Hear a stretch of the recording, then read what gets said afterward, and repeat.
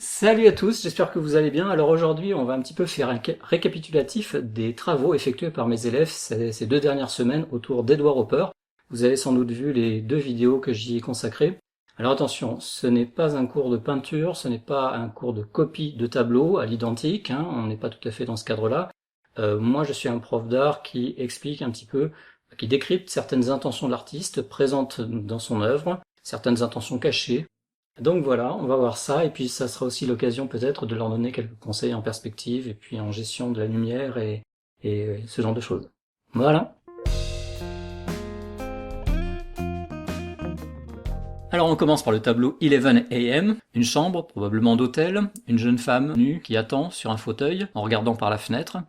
Le soleil, typique chez Hopper, éclaire doucement la fenêtre, le reste de la pièce est un petit peu dans la pénombre.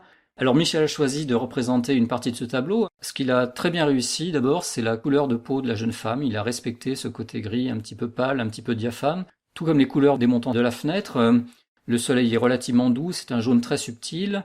Alors il a commis une petite erreur, le dos de la jeune femme n'est pas penché tout à fait pareil, on voit bien qu'il est plus penché sur le tableau original, ce qui permet à la jeune femme de poser ses coudes relativement naturellement. Donc ça, c'est une chose à contrôler tout simplement avec un crayon sur le modèle pour voir exactement l'angle que ça forme et essayer de le reproduire au mieux. La deuxième chose qu'il peut corriger, c'est au niveau des couleurs et des contrastes. Entre les couleurs du fauteuil et du sol, il les a fait un petit peu pastel, un petit peu terne. Et dans le tableau original, elles sont relativement vives. Ce sont presque des couleurs artificielles, synthétiques, peut-être sorties d'usine. Le reste du décor est plus sombre, plus gris, plus terreux. Notamment tout l'arrière-plan à gauche, qui est moins éclairé par le soleil. Je l'encourage aussi à assombrir beaucoup plus la lampe et la table. Tout simplement pour donner une impression de relief dans la pièce, Hopper a encore plus assombri ce premier plan de table et de lampe. Là où Michel, faisant des choses un peu pastel, les a un petit peu aplatis. Mais il s'en est quand même bien sorti.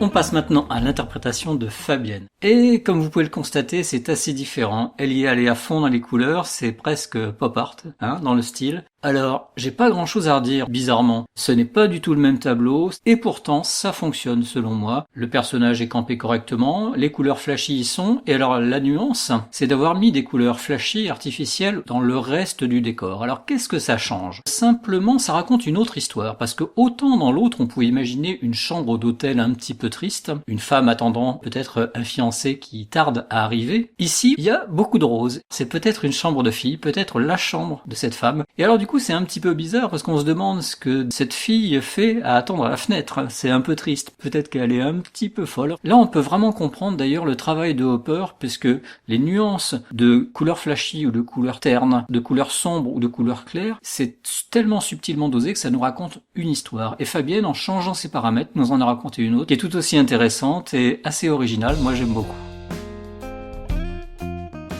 Maintenant, on va passer au travail d'Isabelle. Alors, elle a eu 2 difficultés, d'après ce qu'elle m'a dit. La première difficulté, c'est de représenter la lumière de la même façon que sur le tableau original. Et la deuxième, c'est de donner du volume par la perspective sur la maison derrière le personnage. On va commencer par la lumière. Alors, effectivement, il y a un mur jaune éclairé probablement par le soleil, même si celui-ci est caché. On comprend qu'il y a de la lumière parce qu'il y a des zones foncées. Moi, je t'encourage à foncer les 2 façades pour que, par contraste, le mur jaune derrière le personnage apparaisse extrêmement lumineux. Alors maintenant, comment donner du volume à la maison qui est derrière? En gros, comment donner de la perspective? Alors je rappelle que la perspective est constituée de un point de fuite à droite et un point de fuite à gauche, comme sur le schéma. Comment faire pour avoir ces mêmes lignes de perspective ici? Alors je vais te donner, Isabelle, une astuce. Je regarde d'abord sur le modèle original si je trouve des lignes horizontales. Voilà, donc là je vois qu'il y en a une à peu près au niveau des genoux du personnage. Ensuite, je prends les verticales, les angles par exemple. Ensuite, je vais t'expliquer comment tracer des lignes penchées comme si elles allaient vers un point de fuite sans tracer ce point de fuite. Je repère par exemple sur la façade une ligne penchée qui est vraiment marquée. Cette ligne-là, je la trace. Je fais la même chose de l'autre côté sur les lattes de bois du mur jaune.